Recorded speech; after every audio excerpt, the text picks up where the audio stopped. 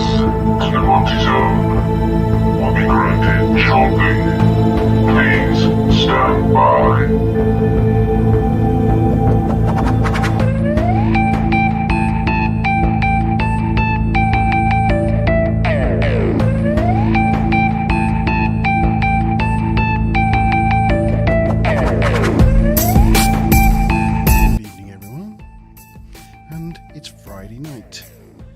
It's 8 o'clock, and it's the Monte Zone. Whoop, whoop. Whoop, whoop. It's a Friday, everybody. It is. It's the weekend.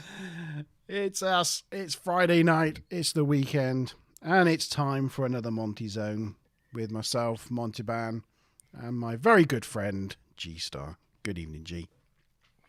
Evening, Monty. Evening, everybody. In the words of Dermot O'Leary, your weekend starts right here. Did Dermot O'Leary turn into Patrick Stewart? Yeah. Sorry, that was a spin-off from the TNG review on Wednesday. Sorry.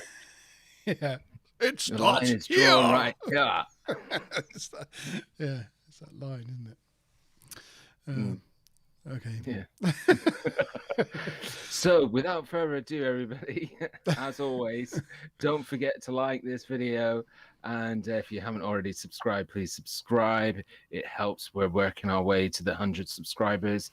We got a few extra this week, which is really great. So please welcome yourselves on board. And and in the description, we'll put a link to our Facebook site where you can join the Monte Zone on Facebook and become part of the community. Absolutely. Well done, G, for getting that that reminder in early. Straight in there. Like, No subscribe, comment, It's bosh. your YouTube top tip. You've got to get it in the first 20 seconds. Yeah. To get people, like, even if they don't watch beyond a minute, they still like then. Yeah. Who have we got? So good evening to D-Bot. Thank you for joining us right from the get-go. And good evening to Becky. Yeah. Congratulations, Becky. Yeah, congratulations, and hopefully Dan's on as well. I've seen the photos and they're very cute. Yeah. And yes, so congratulations to Precious. you. Hopefully, congratulations to you both. To you both. Yes. I imagine you're very tired. So, yes. And will be for the next 2 years. Absolutely. So we've got some interesting topics for you this evening. We're going to be talking all things paranormal with ghosts, apparitions, spirits, and things of that nature. Ghosts and ghouls. The structure is going to be sort of like we're going to talk a little bit in general about the types of events, apparitions that people see, and then we're going to cover a selection of places that we've chosen, which are known to be most haunted sites. We're going to talk a little bit about the stories of those places. We've chosen 3 each, sort of at random, of a selection, for us to explore, to go and explore, really, whilst we're sat in the comforts of our own YouTube studios. Is that about right? That's about right, isn't it? It is about right, yeah. Yes. Close to spot on. Yeah, so I don't know, G, if you want to, if we want to start with the types of ghosts. Yeah, let's do that. So I suppose the first one that people generally talk about that is the traditional ghost, your traditional haunting, isn't it? Yeah. And I guess that's what is that? Well, traditional ghosts are types of ghosts most commonly seen in literature and movies. This type of ghost haunts either a place it died, where it lived, or sometimes a person he or she was attached to during life, like a spouse or a child. Right. Traditional.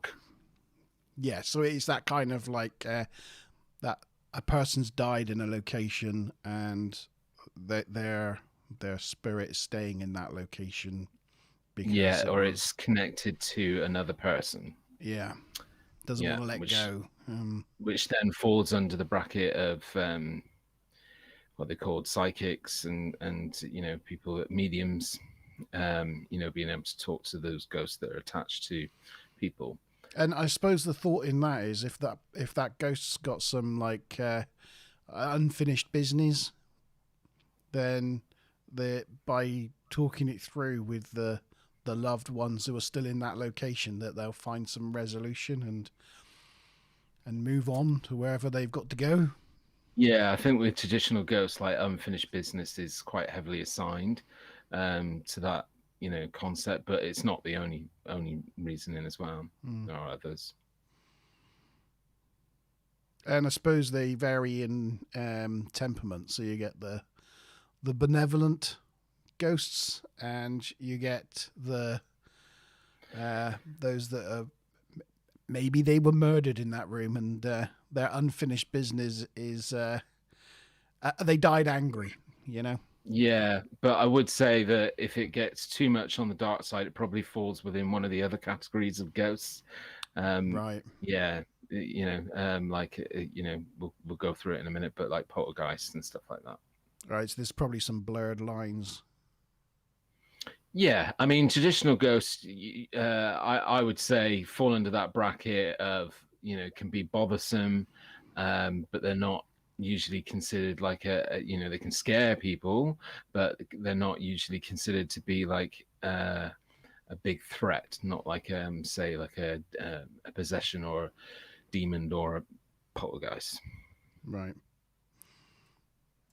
Can if it's a traditional ghost, can it move stuff around the room?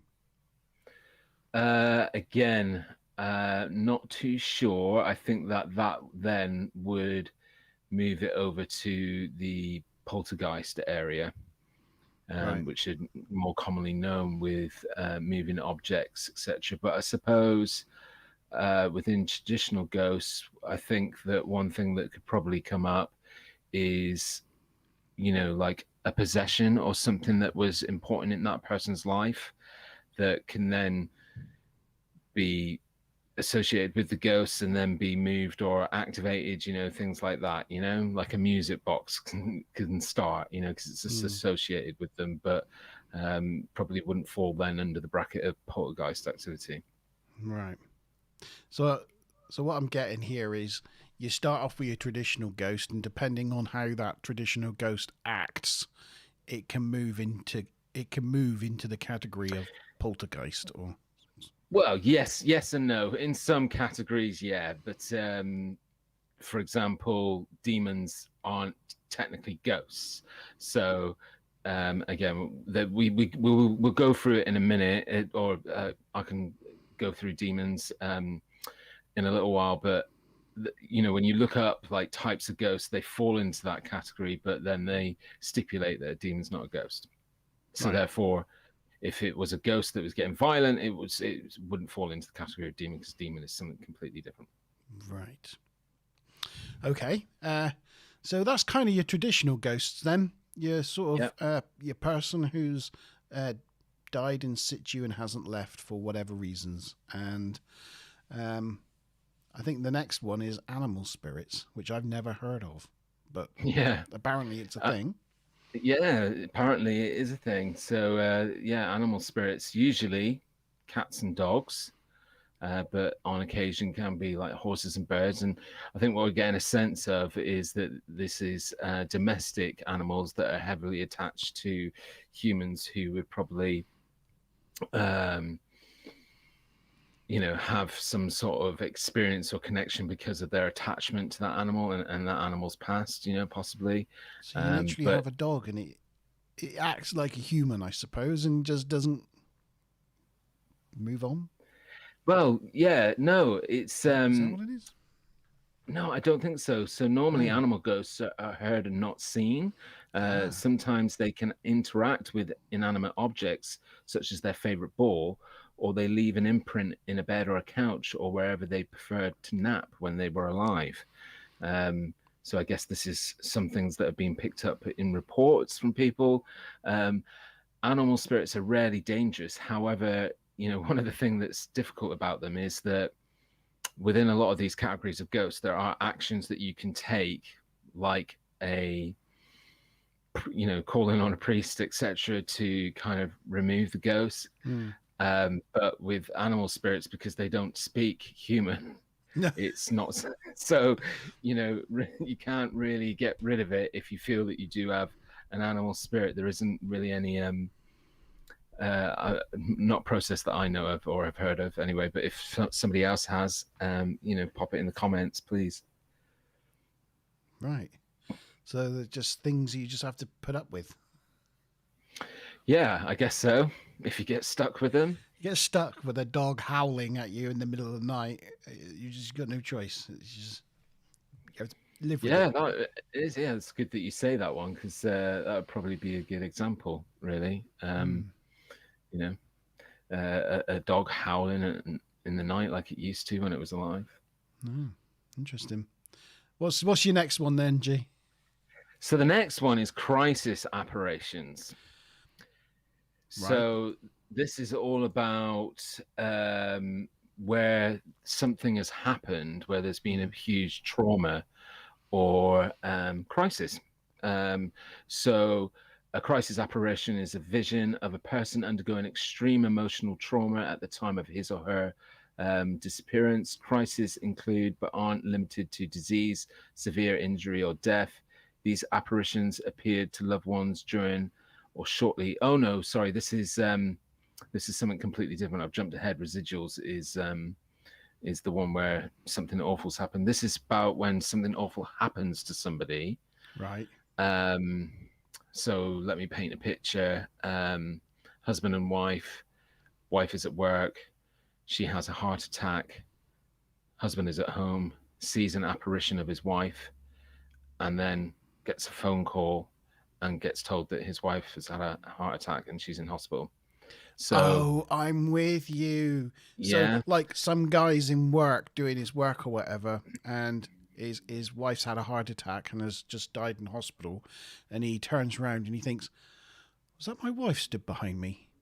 Yeah. And then gets a phone call from the hospital to say, "We've had some bad news." Is it like that? Yeah, and it's not just limited to sort of visual apparitions. It's also includes like vocal stuff. So sometimes people have reported that something's happened to a loved one, and whilst this was happening and they were in a completely different place, they heard the loved one speak to them in their ear and call their name, and like they turned to expect that person would be there behind them or whispering in their ear, but they weren't there. And it's weird because this isn't related to anything ghost related, but I've actually had that happen to me, but not with somebody where anything serious happened to them. But I was across the other side of the world. But when I was in America, and I went to high school in America, and I was in one of my classes, and the desks and the chairs are very, typical what you see in the films, like the single desk and chair, like all as one. Yeah. And I'm sitting there, and I swear to God, I heard my brother. He was all the way in England. I heard my brother call my name, and I was like, that was weird. But it's probably just something that goes on in the ear, but with a memory, something like that. But it was really clear, and I still remember it to this day. But it didn't have anything to do with the crisis apparition or anything like that. But I just think that that's probably a phenomena that can actually happen to people, like hero memory.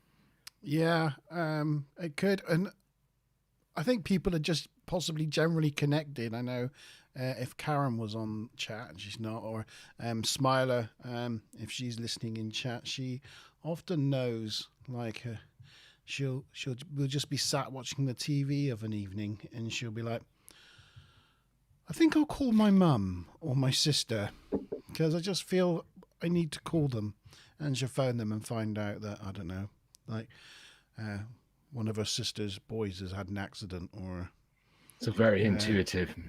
Yeah, so it's those weird just weird connections, Yeah. Hi, Mickey. Good evening, Mickey. I guess if for a moment we considered that like hearing a memory was a thing and possible, then that would also fit under like residual ghosts, which I'm going to go through in a minute. But that's like it's like a memory, like a flashback to an event or something that happened. So and that could fall under the same category of remembering or hearing or seeing a memory, I guess. Yeah. So that's crisis apparitions. Crisis apparitions. So, that was our third one. Is that? Are they ghosts?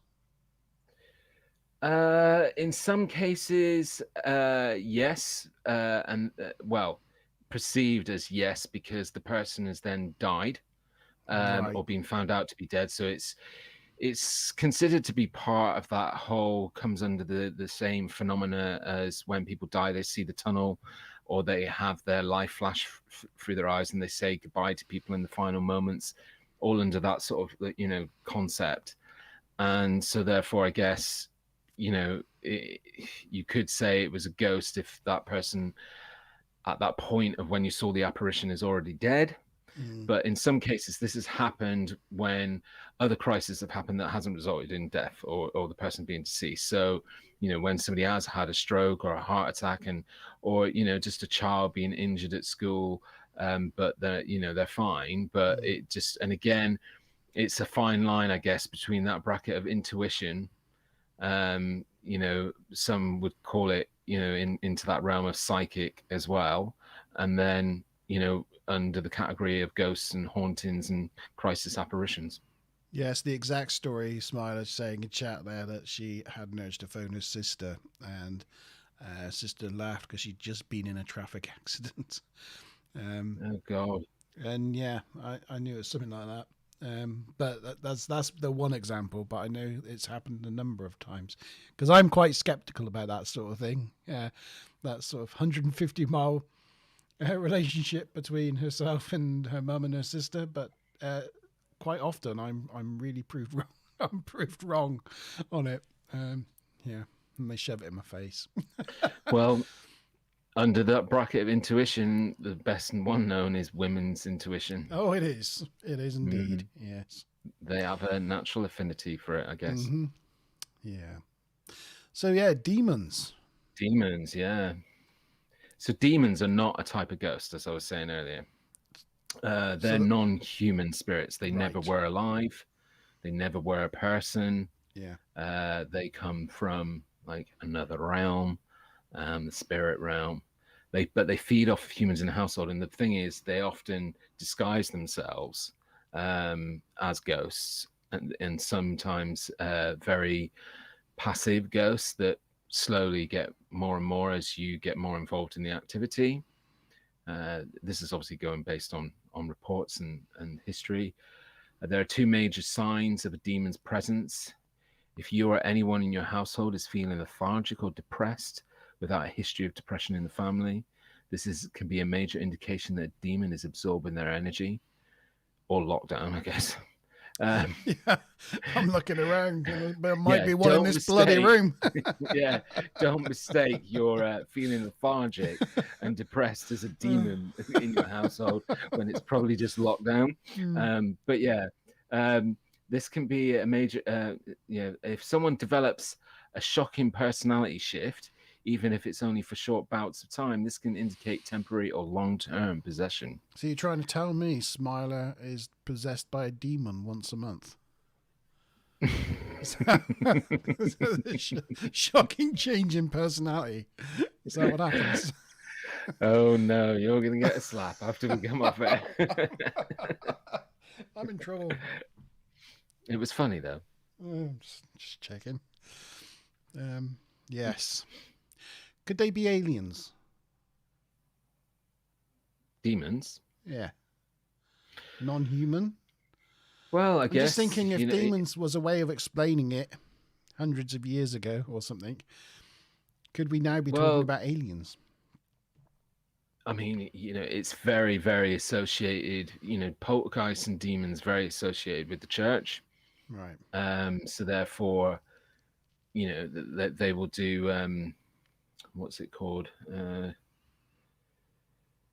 they'll perform a ritual to try and get rid of demons and poltergeists. But and sorry, just to point out, they're not both the same thing, very different. But yeah, in terms of them being aliens, I guess that there's probably people out there that might start or have made that connection in the past.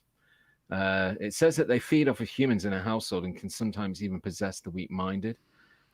Since demons can disguise themselves, it's very difficult to identify when you have one. But I guess the best way using modern culture to kind of get into people's heads what a demon is, just think Conjuring 2 and the case of the Enfield hauntings. Is that a film? Yeah, it's a film. It's a really good film, actually. Smile in that genre. Let me watch any of those. Well, you have to watch it at some point because it's a fantastic film based in the UK. One of the most famous documented at the time cases where there was crew and specialists in the household whilst a lot of the activity was happening. Some of it was filmed and showed on BBC television news. But yeah, bit of a scary one, the Enfield cases, and that was assigned, well, in the film anyway, it was assigned to being a demon.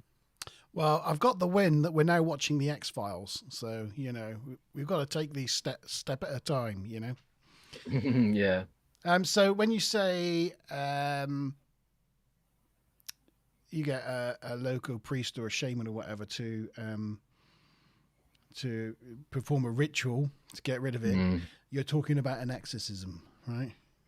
Well, yeah, an exorcism would go under the category of poltergeists. Would it?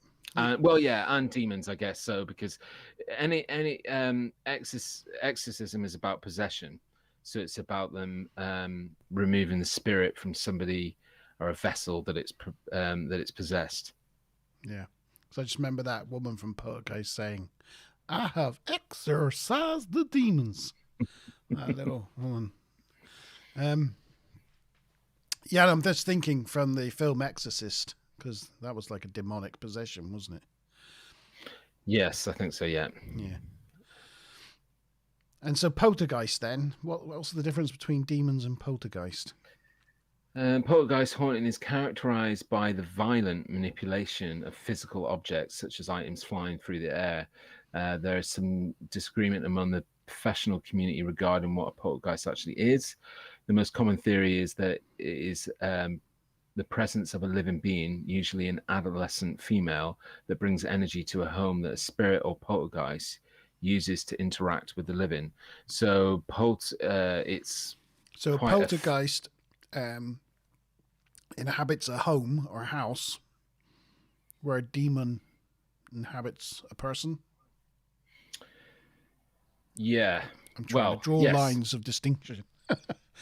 Yeah, poltergeists are more known for sort of movement of objects and in some cases also bodily harm to people. But again, very commonly, within a majority of the reports, always associated with children or teenagers in the household that have certain temperament or angst that creates an environment where apparently these spirits, ghosts, feed off of that energy, that sort of negative energy. So yeah, that's really common with poltergeists.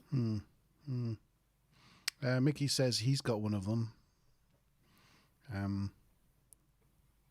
don't know. I think he might be thinking a demon in the house. I think he might be talking about his other half. I'm not sure. So I guess one distinguishable difference between poltergeists and demons is that poltergeist usually haunts an area. So even though it can be activated by a teenager or someone with a particular life energy that spirit feeds off of, it will usually remain assigned to that area. So like the house, whereas a demon, sometimes if you don't, again, according to, what you can read, if you don't do the correct rituals, that demon will go with you wherever you go. Right. Yeah. So that's one fundamental difference between poltergeists and demons. So Mickey says he has a poltergeist in his house. The stuff Does he that have a moves teenager about. in the house? No, he does not. No, he doesn't have children. Pictures move, things flying off tables, doors, cupboards slam. I think he does have 4 dogs, but Oh, well, that'll explain for a lot. no, but I think he might have, because he was interested in the subject, and that might be the reason. He thinks it's been there for 15 years. Oh. Is there anything you can actually do about poltergeist? I don't know. In that film, they got that little lady in to get rid of it, but Yeah, in but reality, it may not, just because it moves stuff around. It depends what it is that's being moved around. It could again be it could be a traditional ghost that's got a strong connection with something in the house. because poltergeists are they tend to be, by definition, quite angry things, don't they? What do poltergeists? Yeah. Yeah, they're troublesome. Yeah. Demons are probably known for being more violent. Poltergeists are known for being more, like troublesome, mischievous, but can scale to the violent as well. Yeah, he feels it doesn't feel bad. So if it's a benevolent spirit just going about its business, just moving things around the house, then it's probably more annoying than anything else. Yeah.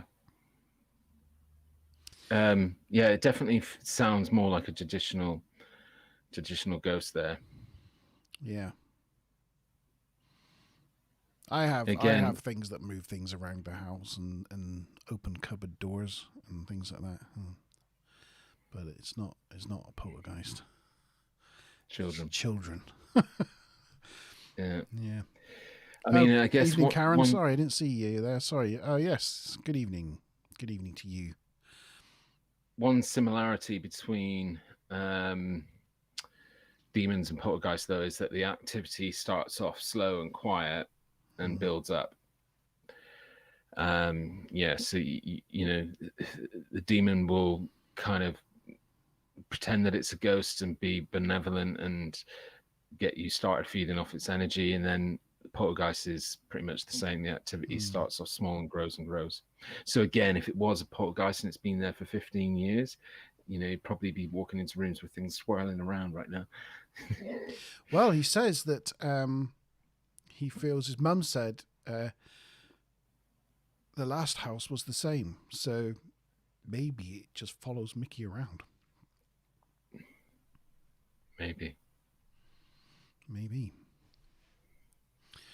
Well, so that was poltergeist. Have we got any more different? Yeah, types? We've got a couple more. So the next one is residuals. It's a haunting. A residual haunting is not a ghost, but a replay of a past event. This is like a recording that can play many times, and the story always unfolds in the same way. The person in a residual haunting is completely unaware or unaffected by your presence. This is because it isn't a spirit or a ghost, but an echo of an event that once passed. This is one that I tend to assign myself to explain a lot of haunting things, and something that I happened to, when you were around for the barbecue the other week, I was saying that I believe more so in energies, and that energy can imprint. But I guess to put a residual into people's mind, I was saying this to you off air, but you just got to think of the Great Hall in Harry Potter, and with the horsemen that keep running through and they're on a loop.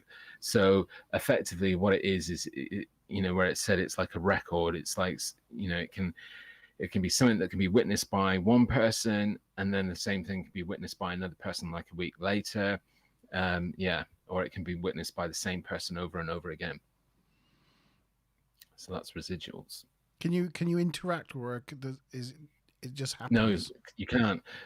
They're not aware, because it's not a ghost. No, there's nothing to interact with. It's just the energy. It's like a well-worn path type thing. It just but apparently there are still things that you can do to remove that residual from your environment if you felt the need to. If it was a recorded, because obviously if this is stuff that's happened in the past, it can sometimes be, where like large atrocities have happened, where there's been big burial grounds or battles.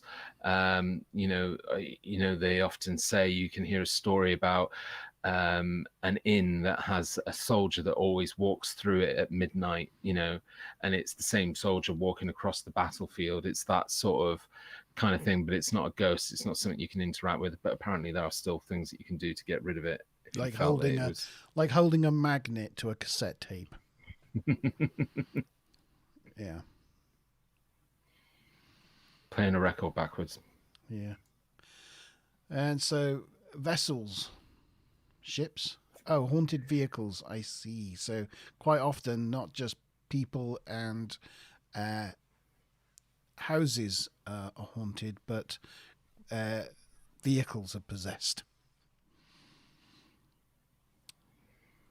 Yeah. Like ghost ships and things.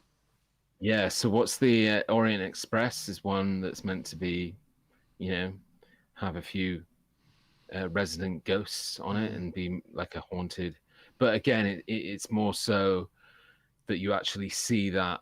So you see a ghost train, like people have reported, like seeing like phantom trains or phantom planes.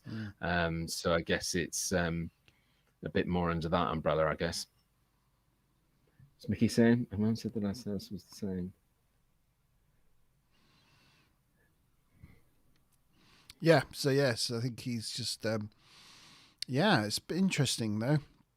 I think if I found that stuff kept moving about, if I was the only person there and knew that, stuff just spontaneously flew off of shelves or something, it would freak me out. I know Mickey said he's not bothered by it, but I don't know if I'd go back in that room. Yeah,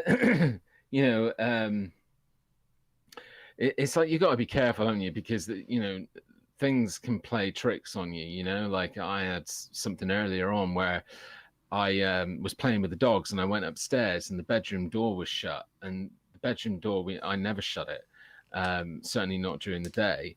And I was like, "What's the bedroom door doing shut?" But sometimes we do things and we forget about them, and then because we can't remember them, we sign them to something a bit more supernatural. I'm not saying that explains everything. I just think that sometimes if you speak out a little bit, a bit of advice from me is just take a moment to think to yourself, could that be that I've forgotten it, and don't get swept up. But if you walk into a room and there's a book levitating through the air and floating and hits you in the head, then leave. I'd leave and I'd never be back. Yeah. Get out. Maz just asked what I'm drinking. You can't really see it on that. It just whites it out. It's a Castelero del Diablo. I'm drinking my new sponsor, San Miguel. San Miguel, my new sponsor. You're trying to get some free San Miguel. Yes, this episode is brought to you in association with San Miguel. We'll just, as we got more people on now, just do a quick reminder to like and like the video. Thank you very much. Much appreciated. Yes. So, good evening to Maz. Yes. So she's here now. She's just finished watching Unbreakable. Is that with? That's with Bruce Willis. Yeah, Bruce Willis and Samuel L. Jackson. Yeah. I've still got to watch the latest one of that sort of trilogy of films. Glass, something it's called, isn't it? Yeah, still got to watch Glass. I haven't seen that yet. Nice. Okay, cool. So that's a bit of a, probably most people that might be watching this probably already knew all of that about ghosts, but it's always good to kind of remind ourselves of what we're talking about when talking about the subject, and then later down the line when we do other ghost episodes, we'll all be ready to go. Yeah, it'll be like, right, that's a type of poltergeist, or that's a type of traditional haunting, or whatever. So I've got plenty of examples of residuals this evening. So, right, so a specific example from Mickey. He was folding his laundry at the kitchen table, and he was folding a pair of socks in about 30 seconds. after he set them down on the table, they flew off and hit the wall. Okay. I'd be out of there. I'd leave. I'd be gone. That's fine. me out. That's me in that house done. You get something about 2 or 3 times a month. So Mickey, did you see them fly across and hit the wall, or did you hear them hit the wall, or did you just find them near the wall and then assume that they flew from the table and hit the wall?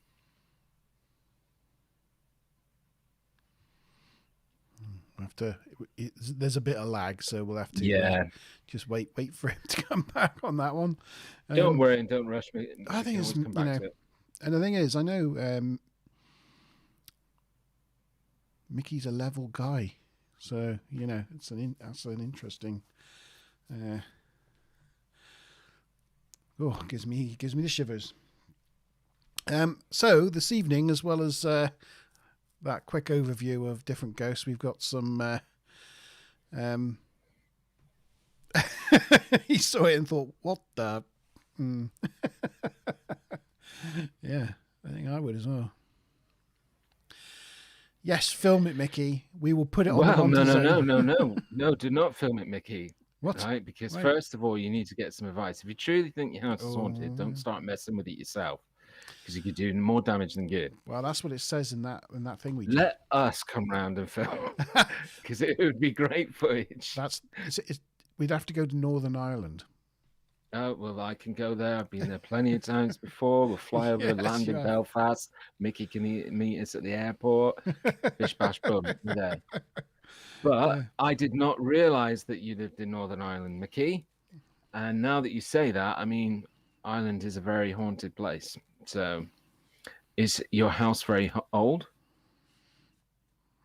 I know he said that they've been there for 15 years, but how long's the house been there? No, that's a good point.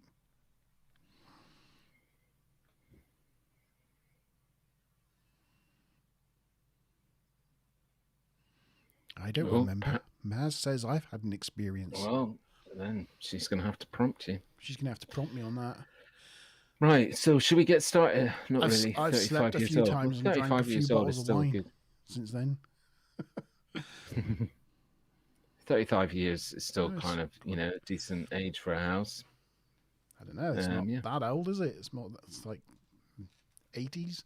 It's not old, but, still, if you're saying that it's 15 years, so there's there was still an old 20 farm years. there. So maybe it was before that. Yeah, maybe it's a residual from the old farm. There you go. You see, you're assigning the types of ghosts already. You're getting a bit of an expert. Yeah. Right, should we kick off with the first location? Are you going to kick off? Go on then. I'm going to kick off. So, let me bring up a picture. Bear with me a moment. I'm going to bring up a picture.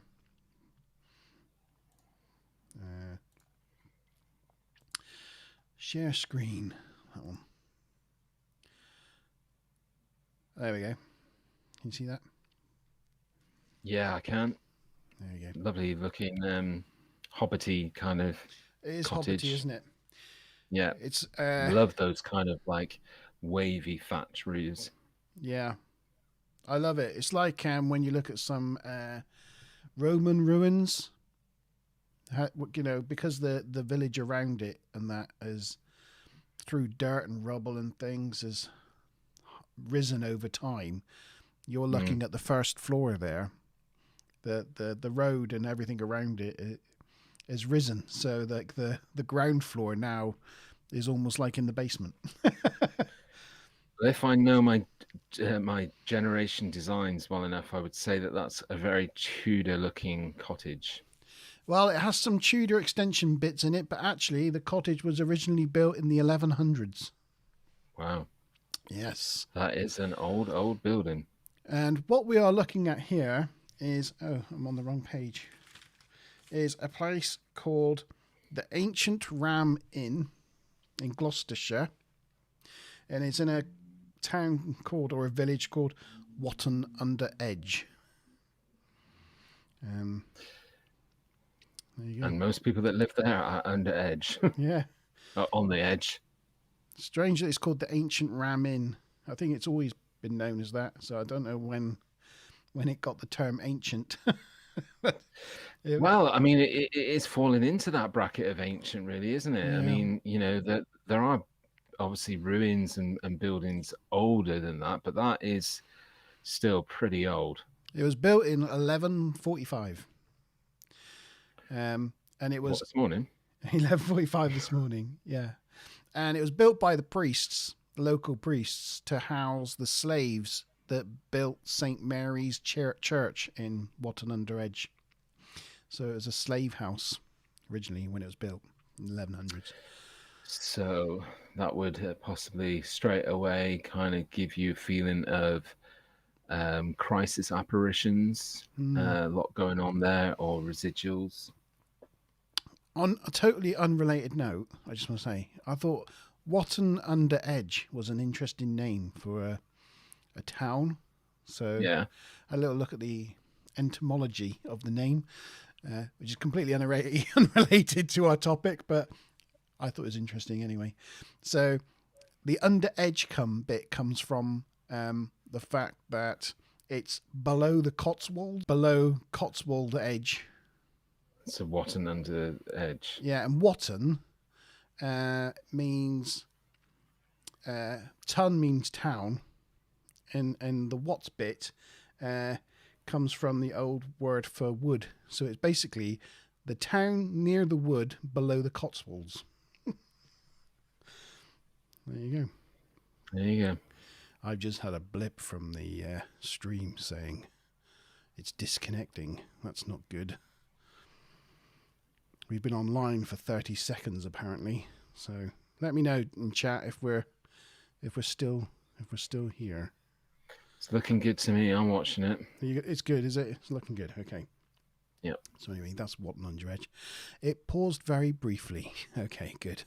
I think that must have happened on the TNG review, because I said I've been live now for a minute. I've actually started to notice that there's a sort of pattern of time that usually happens. Yeah. It's usually between half an hour and 45 minutes into the stream. Yeah, okay. Yep, so the ancient Ram Inn, built 1145 by the priests for slave workers to build St. Mary's Church. It's situated between two ley lines, two very important ley lines. One of them is actually, they say, these people that understand ley lines, is connected to the energy from Stonehenge. So that's one of the reasons why it's believed to contain those types of energies.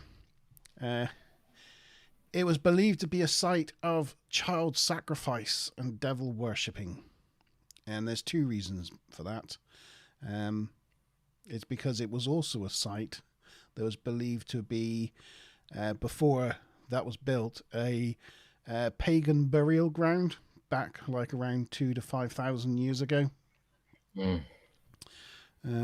So yeah, there's a number of reasons why this area, this inn, is believed to be really haunted.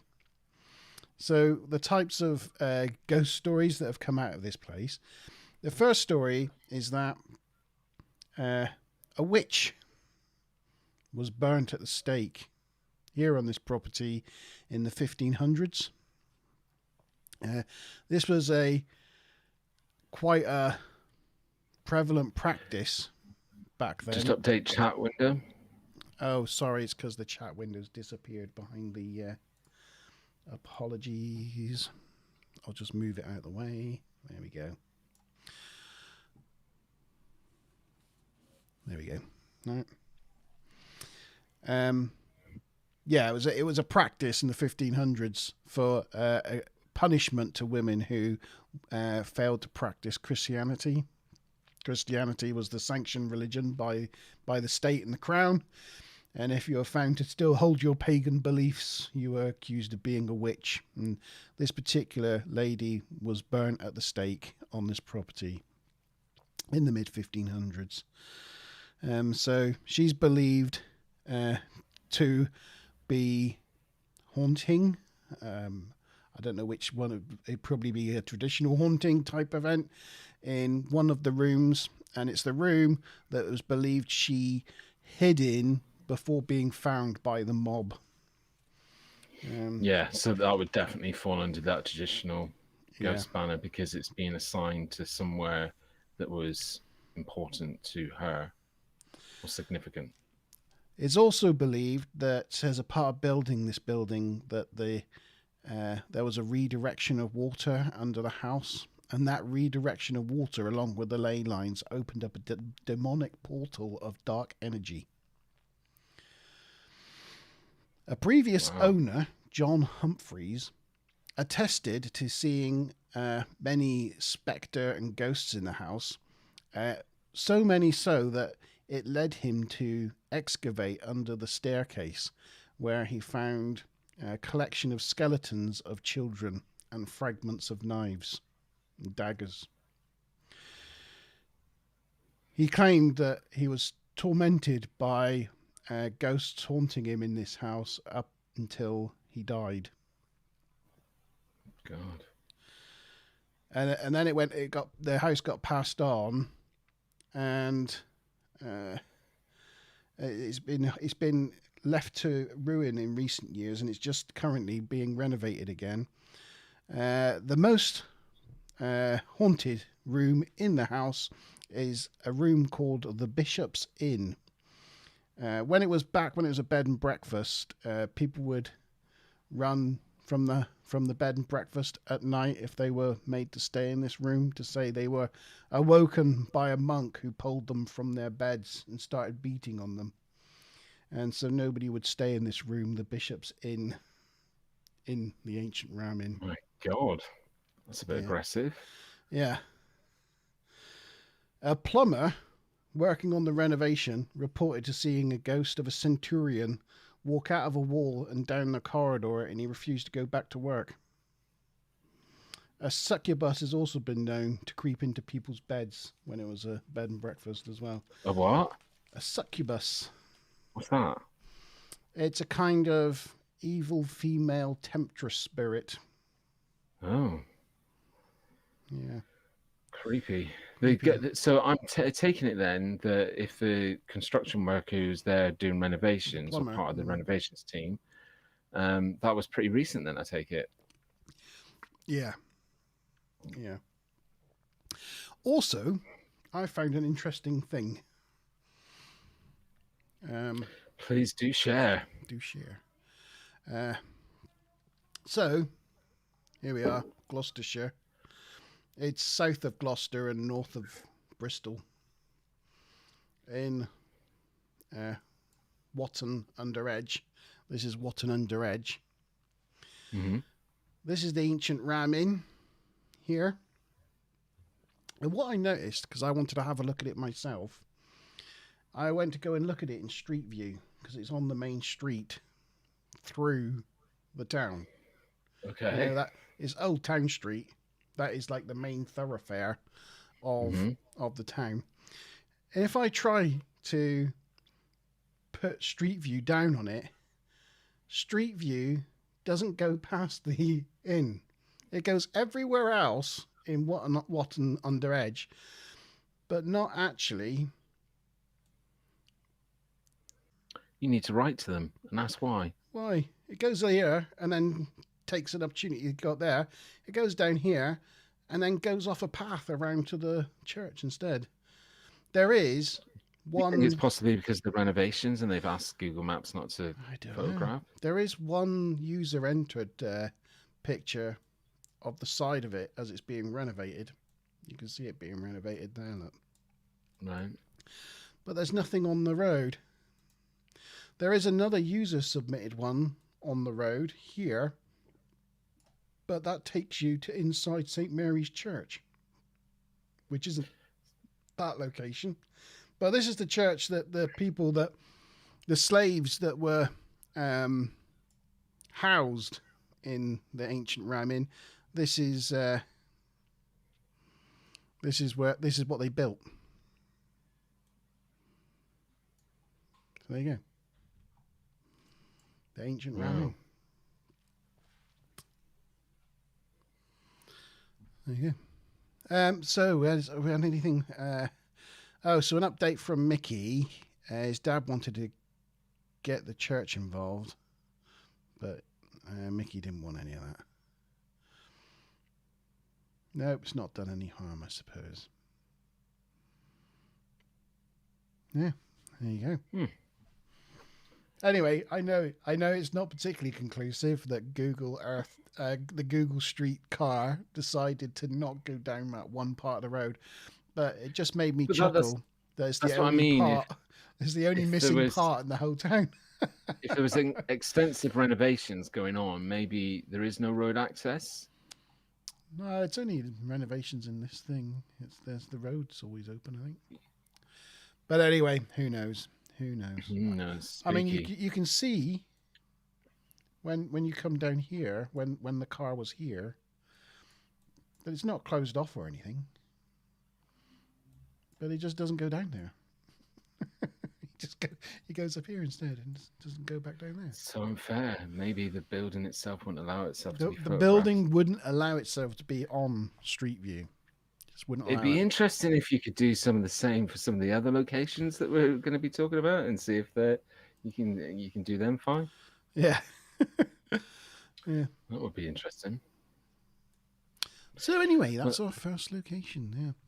Yeah, so that's good because it's not too far away for many of us to actually, if you want to go and wait for them to finish the renovations, but we can get and go and. Well, that's why I chose it. I chose it because obviously Smiler comes from Gloucestershire, so we travel up there quite a lot. So I thought, well, we could go visit that one day. Yeah, we can definitely do that. Some on location. Is it when it's reopened? Is it going to be a hotel? I don't know. Like it was right. Okay. I don't know. I was wondering whether it was just going to be a pub. I think it's probably just going to be a house. Oh, right. Okay. That's a bit boring because then you can't get in it. Yeah. Just stand at it and look at it from the outside. So what's your... All right. My first one is... So really, what? I would just say Smiler thinks maybe they did drive down there, but the pictures were all distorted and full of orbs. Yeah, could be. Echoes. Could be. And then they thought, oh, we're not going to publish this because there'll be too much hoo-ha about this and it'll create, a lot of sensation. So let's just not post them. Yeah, you never know. That's why I say write to them and say, I was trying to get a street map of the ancient Ram Inn and it's not on Google Maps. No. Can you explain this? And then update us on the next Monte. Yeah. So the first one that I'm going to go through is quite close to home for us here in Plymouth, and it's somewhere that was quite a few years ago. When I say a few years ago, I mean like sort of 15, 20 years ago. It was classified as being one of the most haunted places in the world. It's literally, I think, dropped down to third now. I've got a bit of a video to share if I can just get it up. Is that the one with Mr. Miyagi on it? I don't know. From this distance, the little guy. I don't know. I can't seem to get any control over it at the moment. Is it this one? Yeah. So. Approaching, there are ghosts and goblins in the air. Well, at least the papier-mâché variety. But in England, there's one ancient site where spirits and apparitions from the past seem to hang around all year long. It's Berry Pomeroy Castle, and it's earned the title of Great Britain's most haunted landmark. The whole thing really about this place is amazing. The ghosts that occur here. We had a strange feeling there was something wrong. It just started getting pretty weird. I remember going here with you as a teenager, G. Yeah, that was the other thing that I was going to say, because I'm glad that Maz has joined us, because when we were in our, I think, either late teens or early 20s, we went down there in the dead of night to freak ourselves out and have a bit of a look. I'm not advocating doing this, but we kind of broke in. Well, you can't now anymore. So when we did it, which was probably a good 25 years ago, There wasn't the site is for a long time now been owned by the English Heritage, and so back 25 years ago there just used to be like a little wooden gate on the top of this long lane that you could just climb over or open the wooden gate and then walk down the lane, and you'd walk for about, I think if memory records, you'd walk for about 5 minutes and then you'd get to the opening where the castle and the manor was. But now it's like a big cast iron 8-foot fence all around it, and when they're not open you ain't getting in there unless you want to be some sort of like ninja and climb up an 8-foot wall and get over. So I think those days are gone, but it would be cool to try and get in touch with them and ask if they would allow us to get entrance and go down again sometime at night and film, because what's really interesting about sharing this one with you guys is that we can talk about, I've been there several times. I went there with some uni friends as well and did the same sort of thing at the dead of night. And, it's quite a freaky place without even thinking for a second about ghosts. There's a lot of things down there that really add to the era. And that's why I just wanted to show you that quick snippet of that footage, because you can see that a lot of the areas, the building, they've got it almost like got the front side to it, but then anything of what would be behind that front wall is not there. So a lot of the times when you walk down there, if it's a pretty decent night with moonlight, it looks like there's light. If the moon is behind the building, it looks like there's light in the windows and it's shining through the windows, and there's lots of different things that can play with the mind down there, and I'll talk about them in a little bit more in a minute. I'll just give you guys a little bit of background of Promeroy Castle. So the ancient and powerful Pomeroy family arrived in Devon with the Norman conquest, although the castle that bears their name dates only from the 15th century. Legend holds that for their part in the religious rebellion in 1549, Edward VI ordered the seizure of Berry Pomeroy Castle. And it goes on to say, I mean, it's passed through quite a few hands. It was acquired by the king's protector, Edward Seymour, and following his execution in 1552, it became the abode of his son, also called Edward. But what happened was it was struck by lightning in 1685. And so the Promeroy family lost interest in it. And by 1701, it had become nothing more than a mouldering ruin. So it's actually been a ruin for quite a lot of years. A what kind of ruin? A mouldering ruin. A mouldering ruin. Yeah. So, building up mold, I guess. Okay. Yeah, that's what it's got here anyway. So, yeah, so it's been a ruin it's quite good that it's been preserved in the way that it is, because it's stood up as it is now for quite some time, considering it's been a ruin and not lived in for over 300 years. So the other thing that I'll talk about some of the eeriness of it. So today, the rambling ruins of the once mighty fortress perch eerily on a rock throne above a wooded ravine, and several ghosts are said to wander inside the crumbling walls. A blue lady haunts the hollow shell of its splendid 16th century mansion house. So there's two really popular ghosts on this site. One's the blue lady and one is the white lady. She is said to be a daughter of the Promeroy. This is the blue lady, sorry. She's said to be the daughter of the family who, having become pregnant by her own father, smothered her baby the moment it was born, and it was condemned to wander the ruins at night in eternal remorse, or she was.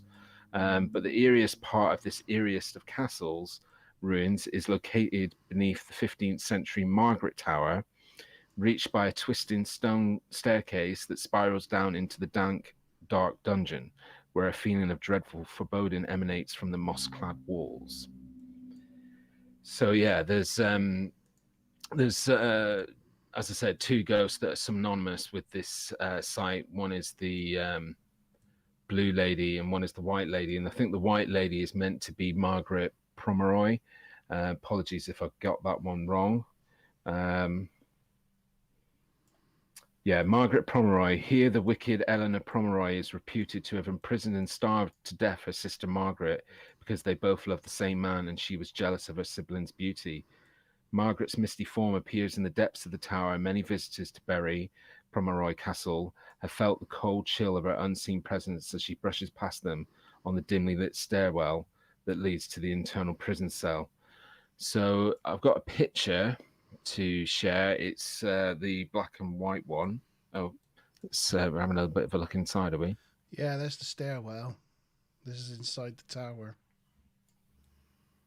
So I was just having a look around. I mean, if you love history and you love, it's a cool place to go anyway. So I would certainly say to people, like, check it out in the daytime as well as well, you can't check it out at nighttime unless you've got special permission now, I guess. So, but yeah, very cool place as Maz is saying in chat. Yeah, so I've got a picture, Mark. If you wouldn't mind sharing the one, it's the black and white one. Black and white one.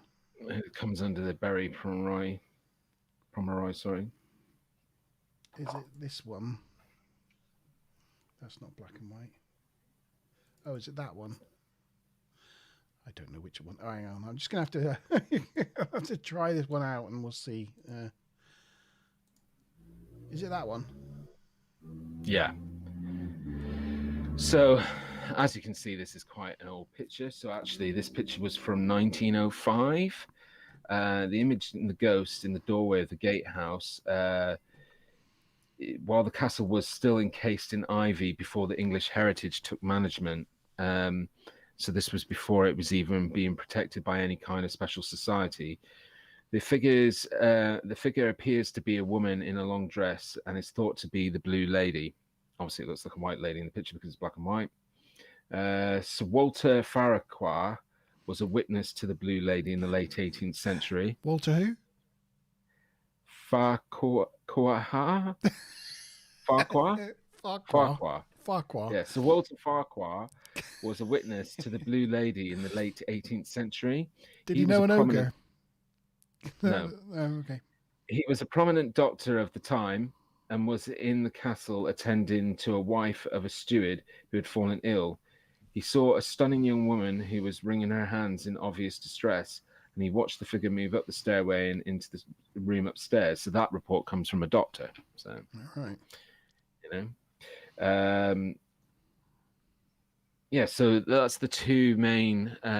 So this is, as I said, meant to be the Blue Lady, but the reason why it's interesting, it's from 1905, and I don't think people in 1905 were trying to like fake photographs of ghosts, and with the camera technology that they had then, being that a lot of it was done on the sort of like tiles, the things that they used to put into and had to wait several minutes for exposures to actually happen.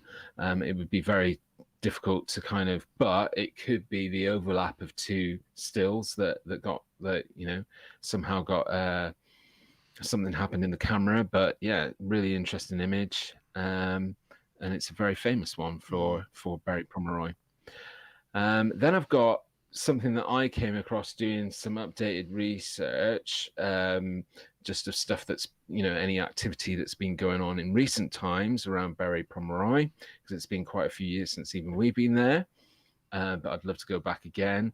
But if you wouldn't mind, I think there's another picture in that with that same that one email. Yeah, so this was turned up recently from it was a bunch of college kids that were with some school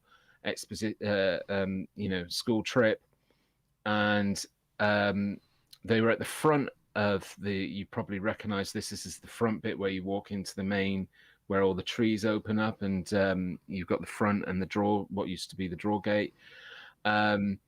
And so they took a bit of video footage. This is just a picture of that video footage. And what they said that they saw was two horsemen, galloping and then just disappeared. And there's actually a famous kind of case of a lot of sightings happening in Berry Pomeroy of two knights on. These were two brothers that apparently were drawn to their death by, I think, either the Blue Lady or the White Lady. She kind of beckoned them and they walked and took their horses over a cliff or something, and they died. So this is meant to be the ghost of these two brothers. And it's been reportedly seen by a lot of people and doing the same thing. They just gallop across the areas of the castle grounds and then just disappear. What I also have, so there was somebody online that if you wouldn't mind sharing the other video that I've lined up. But say, has anybody tried cleaning this image up or anything? Well, yeah. So basically, the video footage, there's somebody online who's gone through it and cleaned it up. And when you see this now, it is pretty mind-bending. So, yeah, if you wouldn't mind sharing that video. Mm-hmm.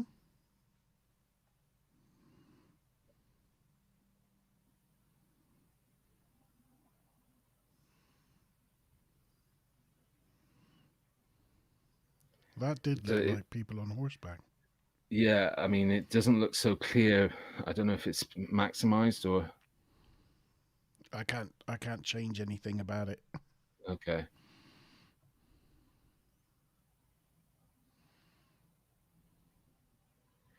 You see that flash towards look, yeah, it's really, really very interesting piece of footage, because if it is a hoax, if it is a fake, somebody's gone to a lot of effort for it, because it's especially on something that doesn't look so good quality as well. It's difficult to put CGI into something that's not such good quality, because it'll instantly stand out as being better quality. You can't. It's very much more difficult to grain it to look like bad footage. Yeah, it's pretty. If it is fake, it's bloody good one. Yeah, but that was right outside the front of Berry Pomeroy, so yeah, really interesting. That was recent as well, so still a lot of activity going on there. But I think it's been downgraded now, and it's like the third most haunted, ranked the third most haunted place in the UK now. But yeah, so that's Berry Pomeroy for you. All right, Maz and McBob got my Shrek reference. Thank you, Maz. No, I did get it. I did get it. And yeah, Mickey sees the horse. Yeah, it does look like a horse. I think it does. I think that's pretty good footage.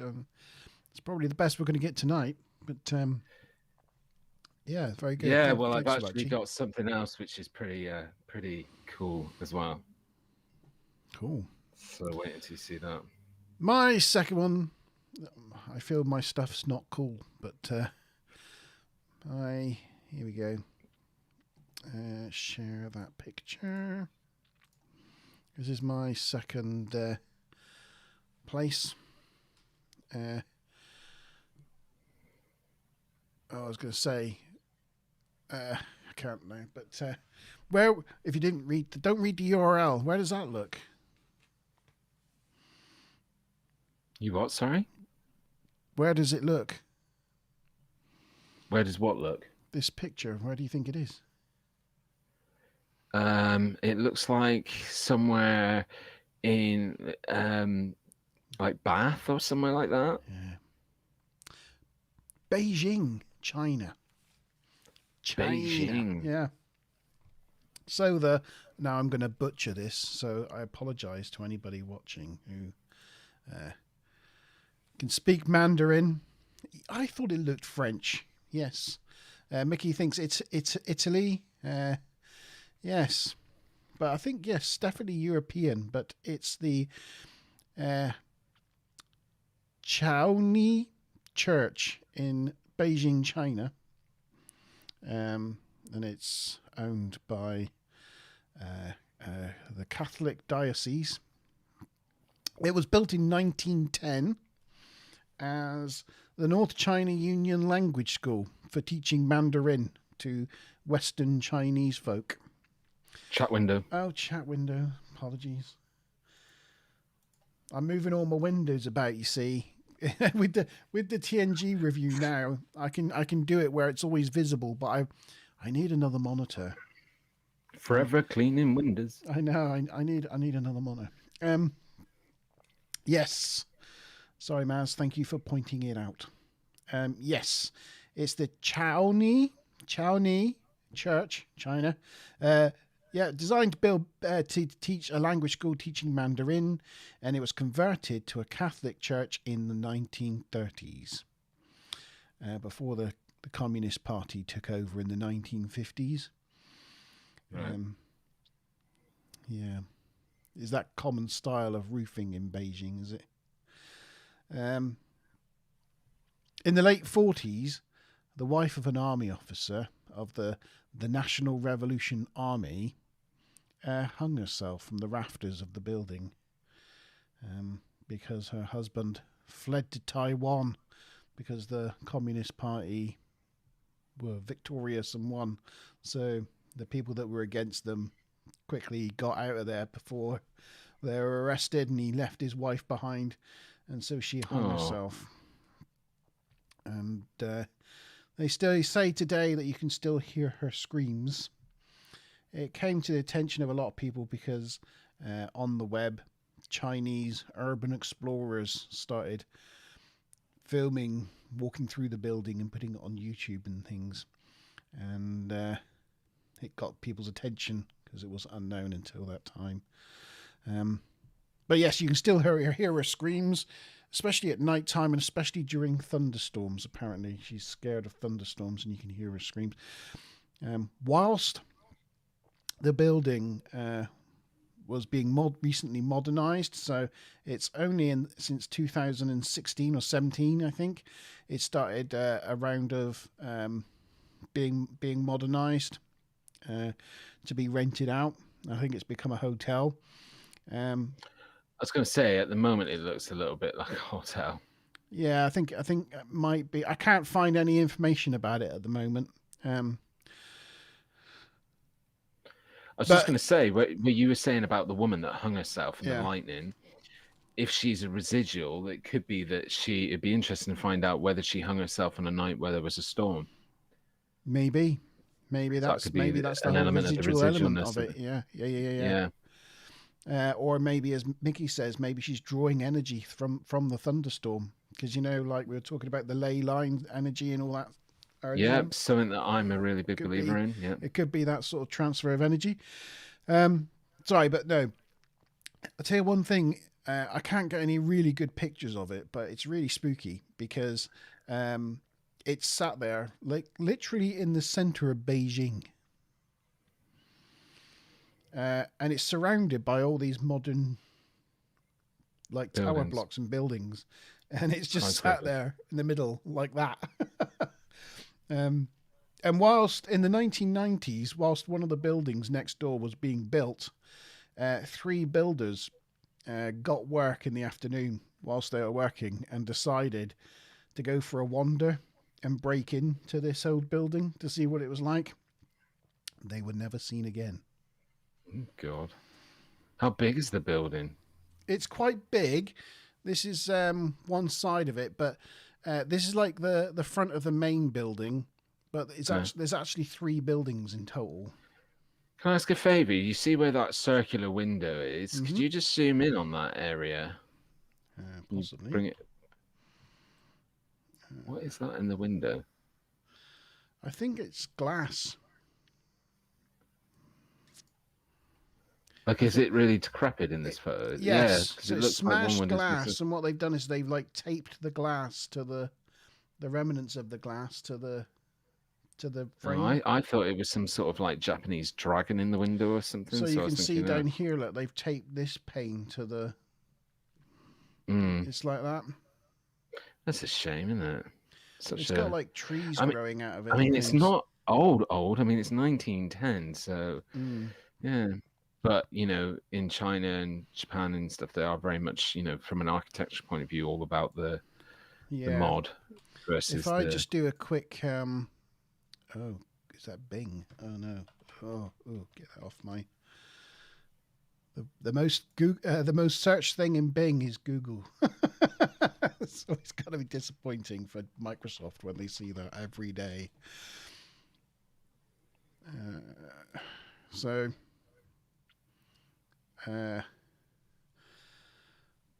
That's like another picture of it there. Don't know if you can see that really. Oh yeah, that looks a little bit freaky from I'm presuming that's the backside that we're looking at now. But you can see like the modern buildings around it. Look, Mm. and yeah, this is the sort of main street side. But it's been cleaned up quite a bit, so you can see it like now. It's a bit cleaner, but it's still there. It's still there. One of the reasons, if I just go back to the original picture. So, in the 1960s, moving on to the 1960s, the Red Guard was stationed there. It became like a headquarters of the Red Guard. And in the late 60s, the Red Guard left the house one evening. They just moved out with no explanation. And it was known that it was because of the noises and the weird feelings. It's known that the temperature inside this place is a lot cooler, like a lot cooler than Beijing's ambient temperature, even during the height of summer. And with the noises and things, and the Red Guard is supposed to be like the toughest people in, like, you know, communist China. And they just one night just left everything and walked out, and they handed it back over to the Catholic Church, who didn't want to touch it. Nobody wanted to touch it, which is why from the 1960s up to about 2016, it was just left. And Beijing grew up around it, and it just left there to rot and to get covered in weeds. So it looks really weird. Nobody wants to go some near sort of it. protected building then that they didn't knock it down. It must be some protected Well, in some way. it was thought that the I don't know how you say this. I know Smiler might know, the diocese of the Catholic Church, or the Catholic diocese, who owned it, had plans to make it an ambassadorial outpost of the Vatican in Beijing. So they owned it, but nobody really wanted to touch it. So nobody did touch it, and nobody in Beijing was going to touch it. So it just sat there. And they've eventually now handed it over to be renovated, and I think it's being turned into a hotel. But it does look a little bit like the, you know, from Marvel, the wizard. You know, they have three. There's one in, I think, Hong Kong, one in New York, and one in London. They have their looks a bit similar to that. Truly spooky looking place there. Yeah. It's just a shame when you see things get sort of run down like that, though. Yeah, it's beautiful. It's a beautiful building, to be fair. Yeah. If they can't get anybody to have it, I'll have it. Fixer upper. Well, apparently it cost millions to fix it up. Is one of the things that put people off. Well, it's interesting you're saying the story about the, you know, the Red Guard and stuff, because the one that I'm about to go into next has got very similar elements of, you know, where there's professional guard that won't like walk through a particular area, and they'll always walk a far distance around and avoid it. So, you know, you got to think, if they all up and left at the same time, there must have been something that happened at, you know, that night or something that just made all of them go, no, never coming in here again. Yeah. Go on then. What's your next one then, G? So my next one is traveling a little bit more further afield, not as far afield as Beijing, but certainly a good distance. And we're traveling now to South Africa. And it's a shame that Ronald's on. I don't think he's on tonight. But yeah, it's the Castle of Good Hope, which is in South Africa. It was built in the 17th century. I think I've got a picture of it, Mark, which might help to bring up. Which one is it? Do you know what it looks like? The first one, which kind of looks like it's got yellow and red brick in it, I think. Yellow and red brick. I think, yes, that looks South African.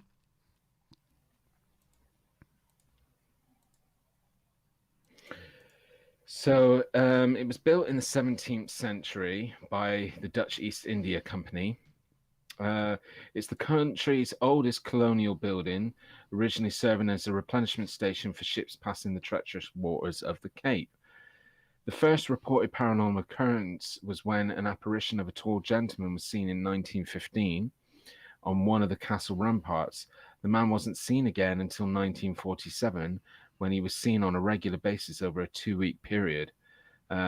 He would be seen jumping off the side of one of the castle walls and walking between the Bastion Leerdam and the Ongi. But again, I think that would fall under the category of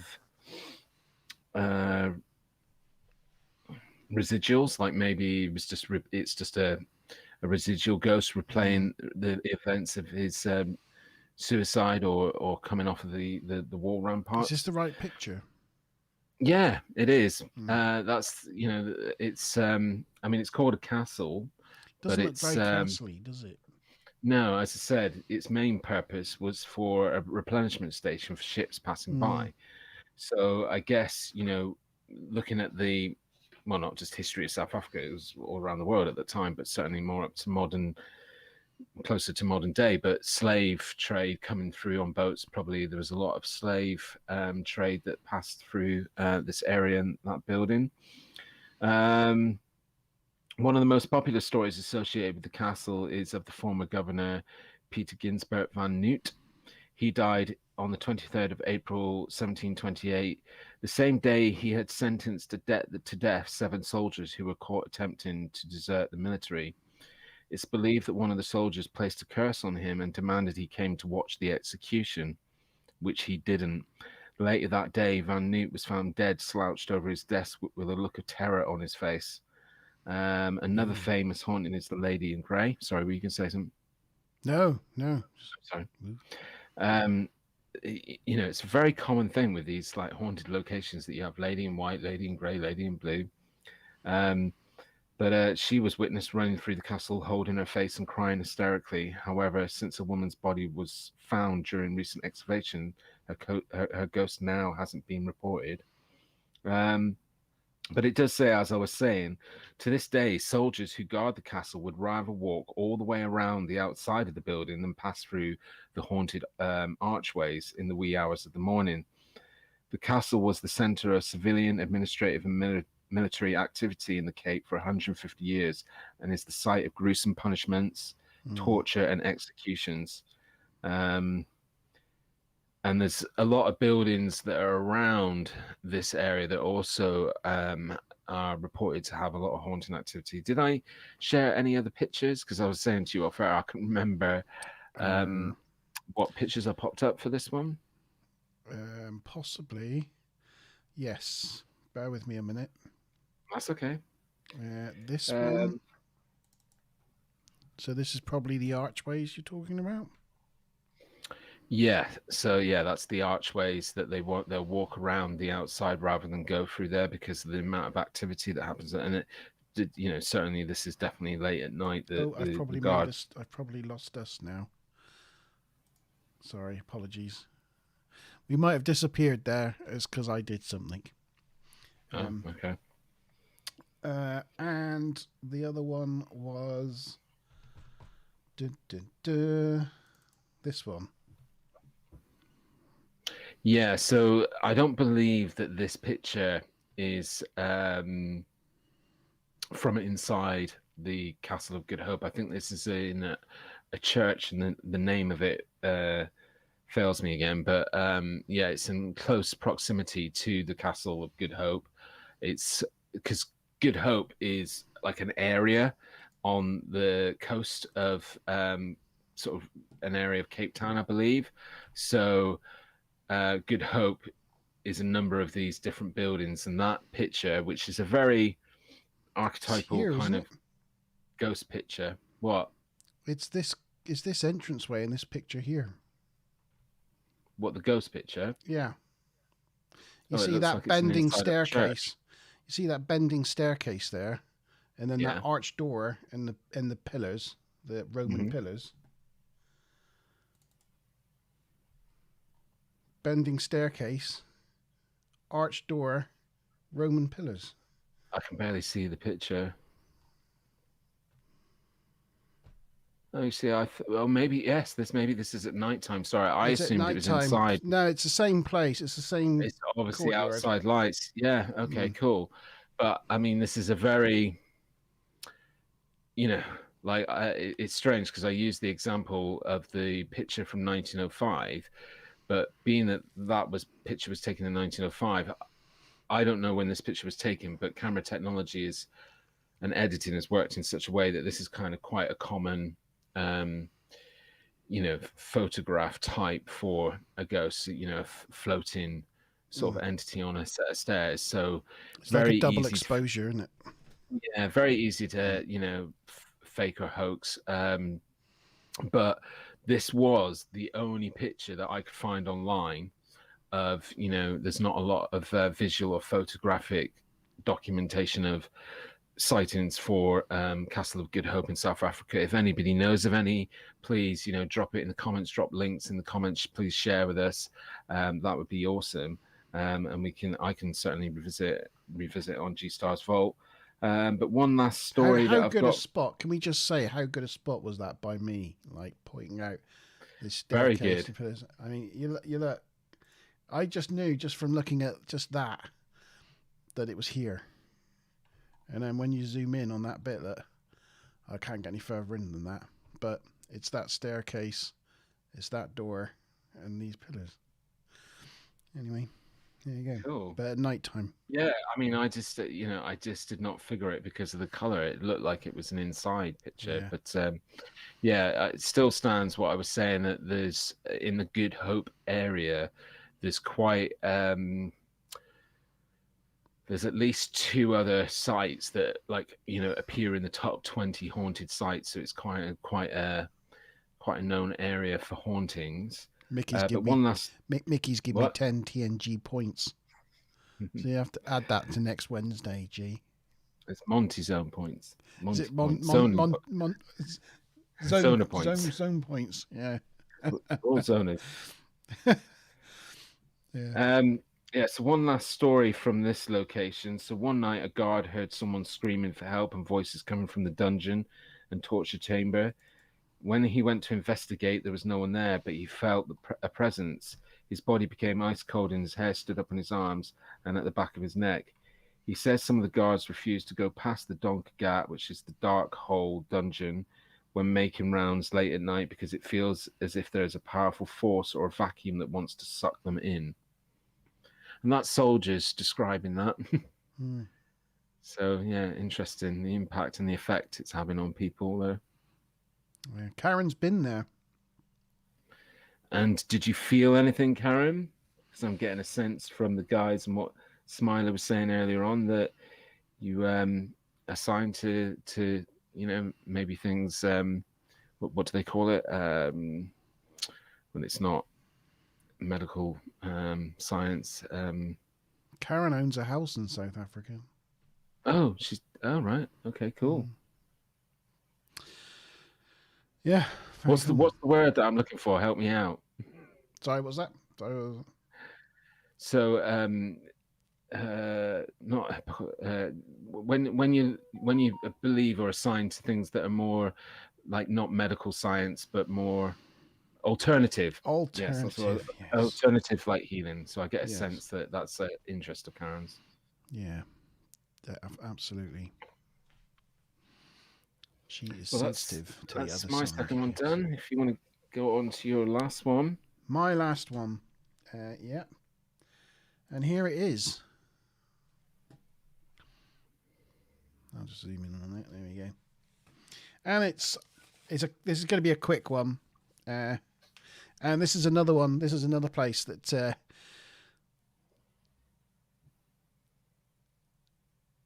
the tiling work on the backdrop picture looks like porch tiling in her house about 1910s. That's actually, yeah. I know what she's talking about. It does. Yeah. On the floor there below us. Not that dirty though, man. It's not that dirty. No, your house is a lot cleaner. But this picture here is one that you'll know, Maz, as well. So this is Bodmin Jail.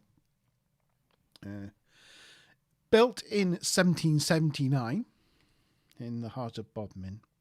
The jail officially closed in 1927.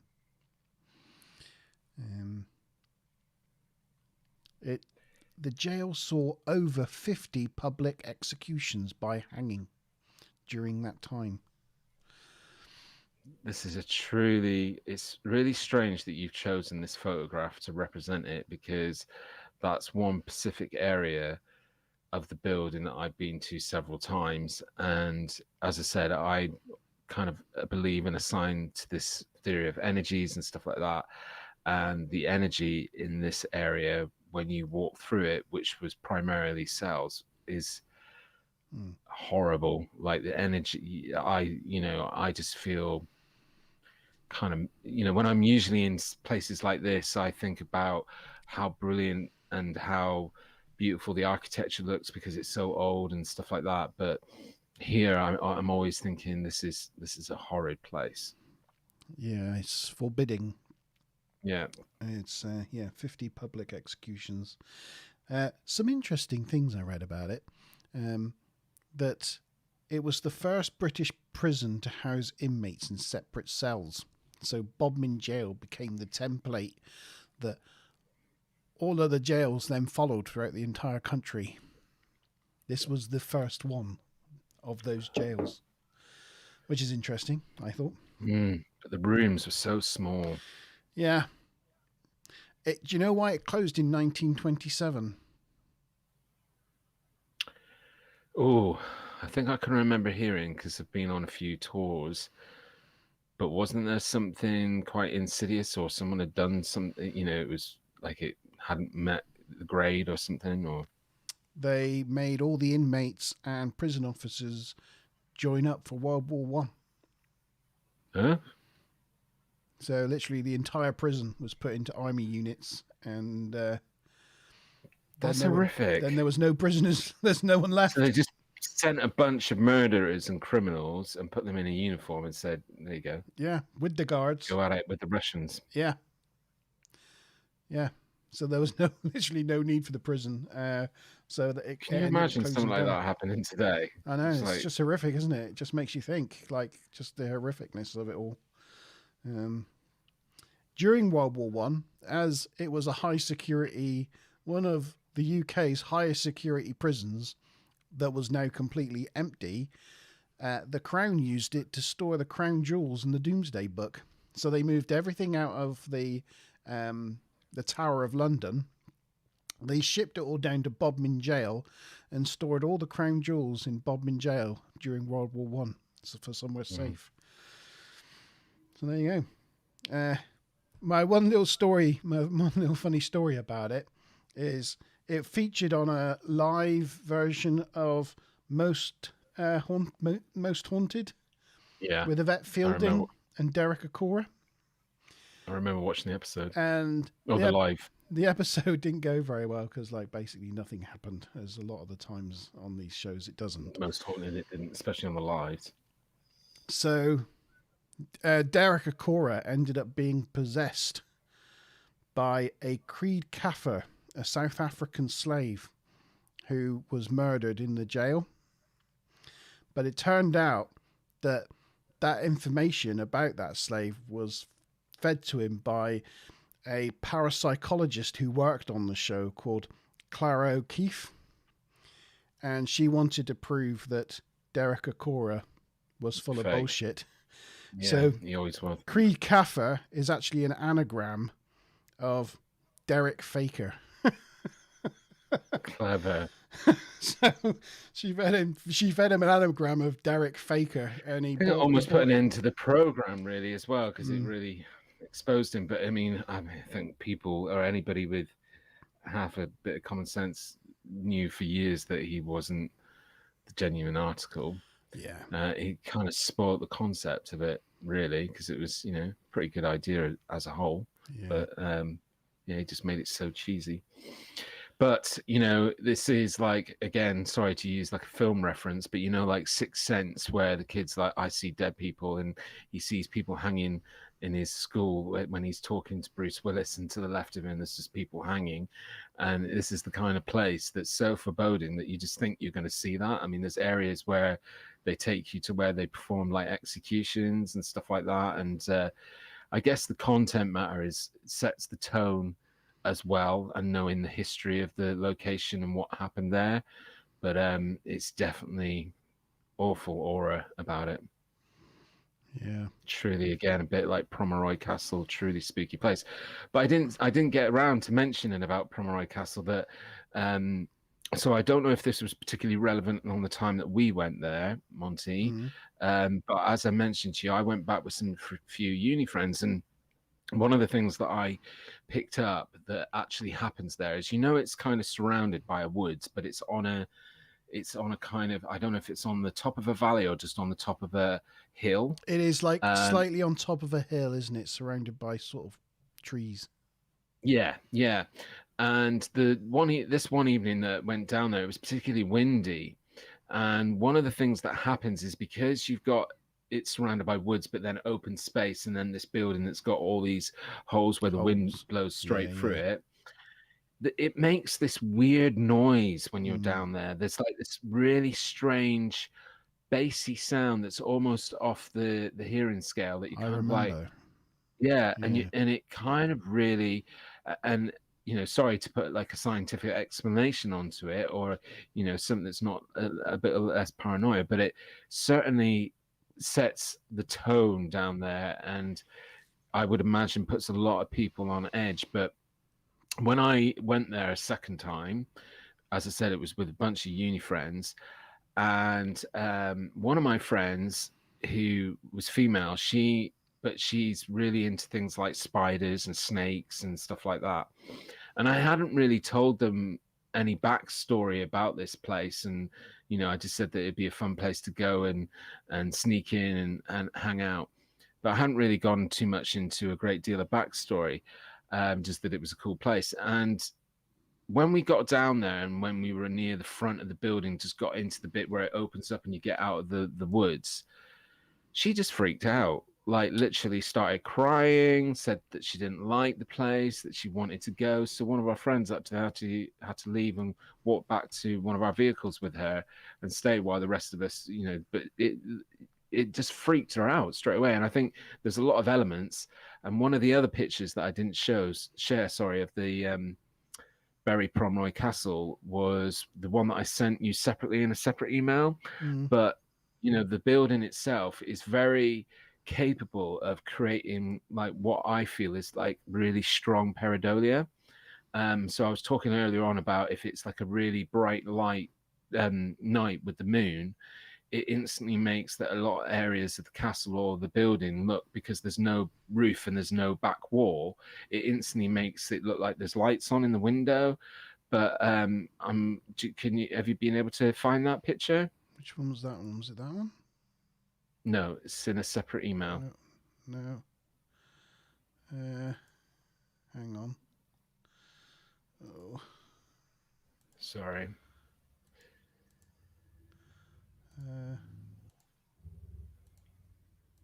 No, I can't find that one. It's just a picture of a window, but I'll what I'll do is, if you keep talking a minute, I'll just send it to you again. Well, whilst you're finding that, Maz in chat said that yes, she'd totes like to sleep over there in Bodmin jail again. Well, now you can, but I'm about to slightly ruin it for you, Maz, unfortunately, because that's the picture taken a few years ago, and it looks very much like we remember it. But now, wait for it, that's the same place. What have they done to it? It's now a 70-room boutique hotel. My God. Who would want to stay there? Yeah. Like, literally. Oh, but I suppose, yeah, there's some people like Maz that will still want to go, yeah, let's go stay there. Yeah. So you can see so you can see the window at the top there. See that window at the top? Yeah. And you can still see that same window there. It is kind of cool. I mean, it does preserve the history of the building that it looks like a really good renovation. So Yeah. at least building lives on, I guess. But And they've knocked through each cell, so each room is like multiple cells. It's all very, very posh. Yeah. Oh God, I want to go and stay there now. And what they've got is they've turned like the bottom level in. It's almost like a theme park where it's like a bit like a ride, really, where they've got like exhibits in each of the cells. So it's like a walk-through kind of experience.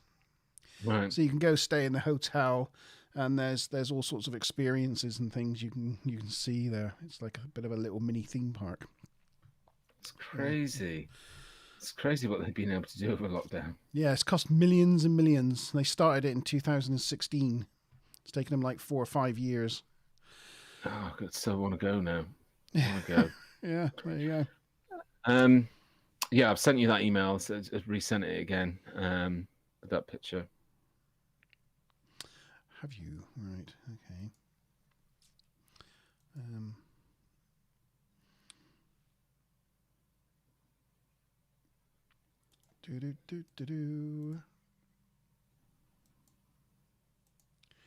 Oh, is it? Oh, yes. Oh, I did have that picture. So this picture is just an example. This is actually from Berry Pomeroy, and I showed it to somebody the other day, and they couldn't see it. But do you see a girl standing in the window with a white dress on? Yeah, with a white skirt on. Mm. Yeah, yeah, and it's a light looking through the sky. Yeah, but it's and you can see bits of the other building, like parts of the building through the window. Yeah, where it's not a full roof, but it's a part roof, which creates the top of the head and the face. But I just wanted to share this picture because the one thing that I'm really confident that I can say, having visited Promeroy Castle various amounts of times, is that it's one of these places that can really play with your mind, and really, I can understand why there's a lot of reportings, because instantly there's a lot of factors that make it, very mysterious place, even if it's just playing tricks with your mind. And I just thought this was a really good example. Yeah, it is. I think it is. I can definitely see it. She's got like a top on and a white skirt. Yeah, for sure. Yeah, Mickey wonders if all that building activity at the jail might have caused more issues with the energy and the spirits there, because of all the disturbance and upheaval that might have been caused. Quite possibly. I'm not sure I'd like to stay in there, but I think we might be going down there at some point by the looks of things. Yeah, definitely. You've got me.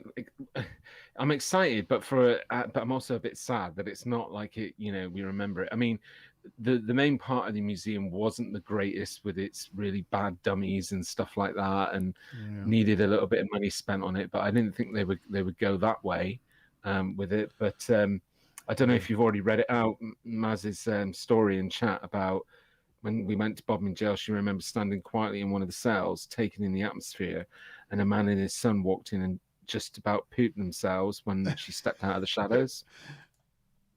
It's brilliant. Cool. There you go. That's a look inside one of the rooms.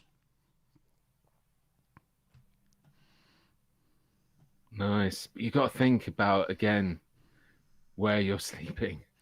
Just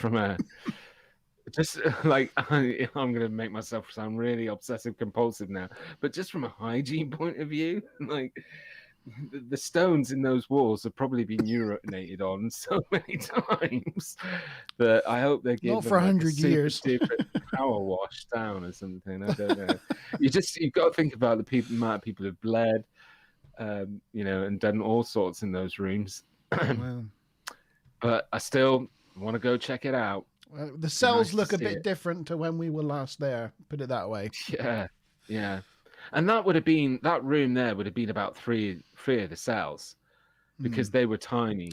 But look how thick the wall is. They've cut through the wall between two cells, and look how thick that wall is. Yeah, I mean, again, it's a good idea for people to renovate old buildings like this, and if they can modernize them and turn them into, places like hotels and stuff, because you're talking about architecture that's made to last, in the long run. Once they've spent out, and it is huge amounts of money to get, modern electrics and piping and everything run through these places. But once they've done it, you've got a building that's going to last for a long time because they were built to last. Katie Fitness said G-Man took me here. Yeah, Bodmin Jail, yeah. Cool. That was quite, a few years ago. There we go. Your last one? Yeah, so we saw a bit of a sneak preview of it earlier on. But before we bring any pictures up, I'll just give a bit of a background. So the next one that I'm going to talk about is Dudley Castle in Dudley. No, I don't actually know if it's in Dudley, but just like saying the word Dudley. Why not? Yeah, why not? Dudley Castle in West Midlands has a long history of hauntings, and there are many ghosts and stories associated with the castle.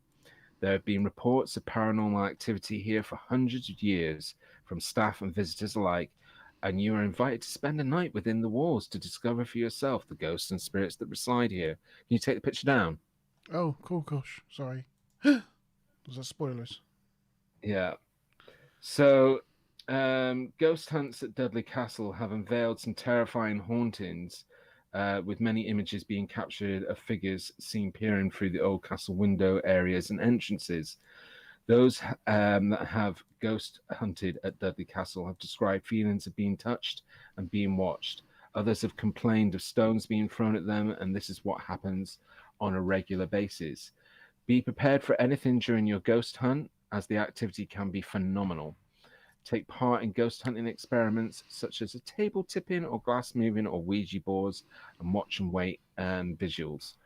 Use your up-to-date ghost hunting equipment to carry out your own ghost hunts. It's a real popular place for ghost hunting. Right, yeah. The most famous ghost at Dudley Castle is that of the Lady Grey, or the Grey Lady, sorry, who is often seen by staff and visitors alike walking the grounds of the castle. And people have also reported hearing a cat meowing up on the keep, from where it is believed a local witch and her cat were thrown to their deaths below. Extreme drops in temperature and menacing male spirit and even poltergeist activity have all been encountered here at Dudley Castle.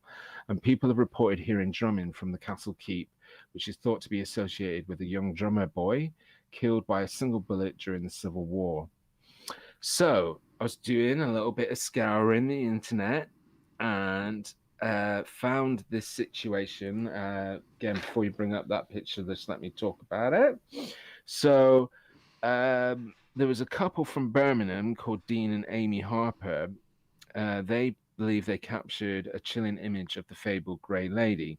This was taken in 2018, I believe, after taking photos on a tourist attraction of the courtyard. Dean said, "We went up to the castle ruins, and while we were up there, we thought we would get some pictures of the grounds." So their original picture is not, sorry, excuse me, I've got a bit of an eye problem. It's not about, they haven't, they've just taken a general picture of the whole castle, and especially the courtyard. On looking through the images that night, Amy saw a glow as though a light was on the top window level. On zooming in, they noticed on the bottom, inside the arch, there was a lady and what appeared to be a little girl too. I can't see the little girl for all the love and, the other thing I've done is played around with the picture. But if you wouldn't mind bringing up the picture now, this is what they caught. Are you sure? Yeah. Positive. 100%. Okay. It was just before I said, don't bring the picture up, and then you went and brought the picture. So I was totally listening. So obviously this is the original picture of the whole courtyard that they took, and then the bit on the right is the bit in the zoomed in underneath. And so what I did was I took the cropped that part of the picture out and then ran it through some playing around with the contrast and exposure, and that's the next picture that I've got. This one? Yeah.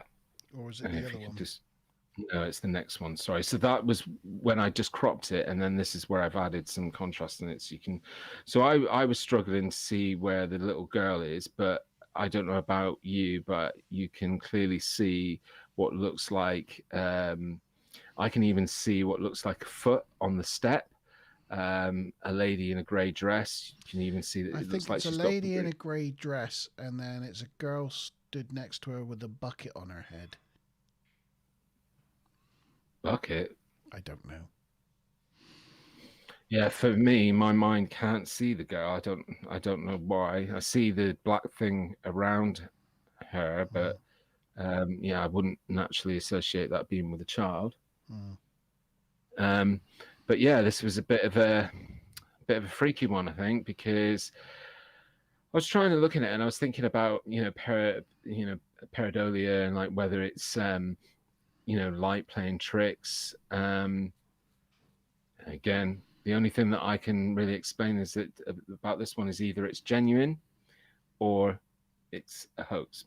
And Amy and Dean were playing around and playing a bit of a joke, and done a little bit of playing around with their picture, but it certainly doesn't look like pareidolia to me, because I was going to say, just, is it pareidolia? Like, is it just stuff inside that door that just happens to be? I don't know. I just think that would be a very, very technical, because I can even see her arm. I can see the other one where the hand is on the wall. It looks very obvious. You can see an element of the face. It's pretty clear to me. Or if it's such a thing, the grey lady is such a thing, and they have ghost walks and all these, like, it's a bit of a big attraction at this place. Could they have a person walking round like dressed up, like talking to people, like you have at these attractions, like people dressed up in Victorian garb or whatever? Could it be an employee? Yeah, and again, that was a thought that went through, like, part of the tourist attraction. But again, the way in which the dress flows, it's like she's either been caught in some major motion of running, or because the dress almost looks like cloud. I don't see the form of the dress per se. Just going to go back to the original. The door is door-sized. Mouse was just asking how big the door was. It seems pretty typically door-sized by the looks of things. But think of you what you will. I think it's a really interesting photograph. Yeah, it seems like it's a really kind of quite a haunted castle that they have there in Dudley. Has a really, really extensive history of swapping hands throughout various lords and royalty, and at times has quite a violent background as well, with being heavily part of the English Civil War. So a lot of history, but I just thought that this was a particularly interesting photograph because it is a bit creepy. And that's what tonight's show was all about. Yeah, it is creepy. Mickey asks, do we have any equipment that the ghost hunters use? Like an EVP or a spirit box? I don't have anything like that. I don't think G does either. But no. I feel maybe a small investment's coming. Well, from unboxing an EVP. From a ghost hunting point of view, it's not the best line to go down to, because now so many things can be faked through those technological devices that it's sometimes better just to try and, I don't know, capture it on film, or rather than sounds, and EVPs and whatever it's called. Yeah. But we will be going out.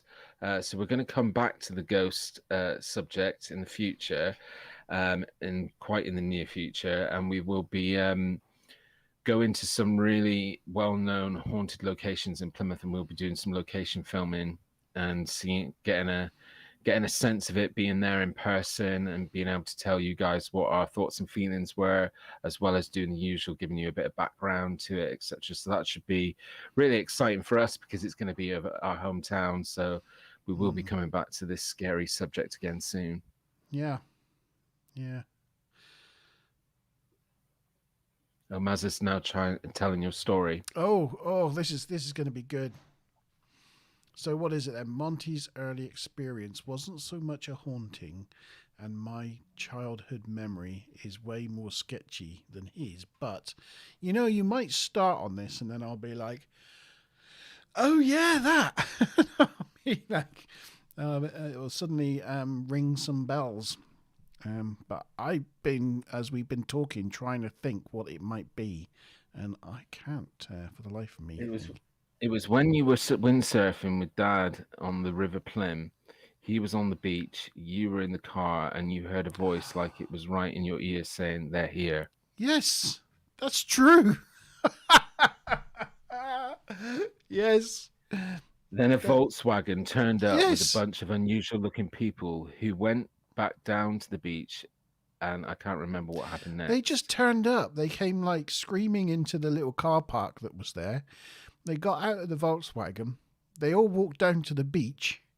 They looked around, and then they just got back in the Volkswagen, buggered off. It was weird. But I was sat in the front of our car, and we only had like I don't know which car it was at the time. And it was just like the Nissan Sunny. But yeah, I was just sat in the car by myself, and it was like someone was sat on my shoulder and just whispered in my ear. Freaked me out. Yeah, and as I said, I think there's some science behind that, and I think that when you think about a memory, you experience it mostly visually, don't you? But I think that there's like residual, audible memory that you can because it's like just hearing in your head, but it sounds like it comes from your ear. So, and I do think that can explain where people have thought they've heard voices and sounds as well. That maybe, but again, if we're close to wrapping up, I would just say that I believe very much in like energies. So when we were talking earlier on about things like ley lines and residual ghosts, where it's more like a memory playing back like a recording, I do believe that that there's elements of that, and that can explain a lot. But I also believe in some of the other phenomenon in a way that there could be explanations that are still unknown to us. So for example, there's got to be some connection between psyche and the ability for the mind to be able to do things beyond what we know that it can do, for like things like the poltergeist thing. And there's so much commonality that it involves teenagers or children with angst or some sort of drama happening in the family. So again, I didn't say it earlier on, but like one common theme with a lot of poltergeist activity is like divorce or separation in the family, and the angst that and the anxiety that causes everybody in the household, but especially the children. And I do think that there's something that we don't understand about the human brain yet that can produce things that has external impacts on our environment. So I think that it's a true phenomenon, but what we proportion to its explanation is the thing that I think may be slightly different. But definitely believe in energies, and definitely believe that if something happens, it can leave an impression or an imprint. That's my feelings. Let us know in chat what you guys think and what you think is the most popular type of ghost as well. And because it's like those traumatic events that can leave these residual energies, things like you know, Plymouth being one of the most heavily bombed towns in World War II can leave a mark. You know, it's there. It was one of the most vicious front lines of the British Civil War, of the Roundheads, because we held off against the Crown, and that's why, you know, at Plymouth Citadel on the Hoe, half the cannons point out to sea and half the cannons point towards the town itself, you know, to remind us Plymothians to stay in our place, because we fought to the bitter end. It's those sort of like traumatic histories that can cause like, you know, this sort of thing. So we've got some interesting places to go visit, haven't we? Yeah, there'll be plenty to choose from, and you know, we can definitely potentially include you know, Promeroy Castle in that as well, if we're able to. Well, I mean, we could go down there during the day, but it'd be nice to see if we could get permission, say that we want to do some filming for YouTube and go down there and do a night visual, and you know, it'd be great to share that with the guys so they could see it firsthand, just how spooky the atmosphere is down there, especially at night time. I would definitely love it if those horse like things came flying through. That would be so cool. Yeah, the other thing that I was going to say, because I could see that guys have been talking about it in chat, and I know that Karen's got some background in this sort of thing, but you know, I just would say to people that, you know, if you don't know what you're doing, don't mess with things like Ouija boards and stuff like that, because, and I'm not saying it from a, you know, a ghost haunted point of view, but I've seen Ouija boards mess with people's heads that aren't ready to be messed with in that way. And if you don't know what you're doing and you don't know how to control people's reactions to it, it can turn a bit nasty and a bit ugly. So really make sure, like Karen obviously does, she knows her stuff. She's looked into it, but don't go messing with stuff unless you know what you're doing. Katie Fitness has a pair of night vision goggles. That would be very useful. That's really very cool. That would be very cool to see if we could set that up to take be able to get some camera hooked up to that. GoPro in it, yeah. Oh my god, you know, getting off the subject a little bit. Ben from the 401 Files, who'd be joining us on the next Monte Zone, he's got a really good friend. He's got a massive YouTube channel called Mountain Mysterious Beasts, and primarily around the Bigfoot. And I was watching a documentary that he did, and he's gone out into the wilderness of Canada by himself, miles and miles, where it's really like a huge Bigfoot hotspot with nobody else, just him for 3 days. And he's filming it all the time. And he's got a short barrel double shotgun with him and a big machete thing, because he obviously, you know, he's still nervous and stuff. But he's got night vision goggles, and he's filming the wood lines as he's like set up his tent for the night. And I'm just thinking, you are a freak, my friend. Like, you are out there by yourself. You wonder about all these missing 411 cases. Like, take somebody with you. But he did have a satellite phone and stuff like that. So, but yeah, crazy what some people do. So brave. Yeah, we're not that brave. I mean, Devon's not quite the same. Yeah, it's not as wild, you know, as wild as you know, some of the wilderness of Canada. But I mean, wherever we will be filming, we'll be going together. You can ensure that. I think Canada's the second biggest country in the world, isn't it? I don't know. I think so. Geography's not my slightly bigger than the United States, smaller than Russia, but it's huge, you know, and its wilderness areas are massive. You're talking, you can go like several Englands without meeting another soul, you know. I'm just watching this documentary, and I'm thinking to myself, mate, if you saw something, what are you gonna do? What are you gonna do? Like, there's nobody there to help you. No. So yeah. He's got bigger kahunas than myself, that's for sure. But if you like the Bigfoot subject, go and check out that channel. He's a really good guy, and we might be able to, hopefully, fingers crossed, get him on our show sometime in the future. I want a pair of night vision goggles now. Yeah, well, Chris will lend us his, and then we'll see whether we can get them connected to some sort of camera and work, and that'll be really cool. Yeah. Mickey says you have to do some time apart in the pitch black. Yeah. No, I never do anything that puts me at risk. Always play it safe. We're too old for that. Yeah, my heart won't take it. No, Like, no. if Maria popped out of the shadows, I'd be like, And because of my dodgy knees, I can't run anymore. So it's just, if anybody come for us, you just have to feed me to them, and whilst they're gnawing on me, you can escape. I tell you what, we'll take our wheelchairs and we'll go around like old age pensioners. Yeah, let's get out of here. Let's get out of here. Yeah. All right, so that was our I haven't first. creeped you out too much. Yeah, that was our first episode of the Monte Zone on ghosts and ghouls and the paranormal. I hope you enjoyed that. It's going to be hopefully the first of many.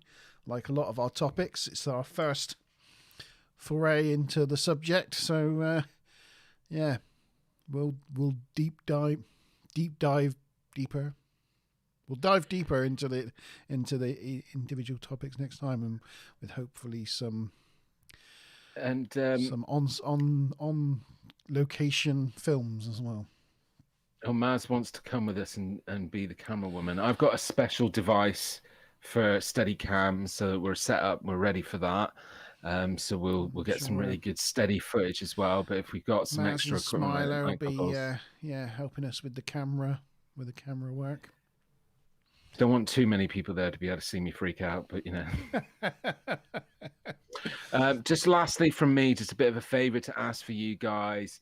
I know that some of you are following us on the Facebook page.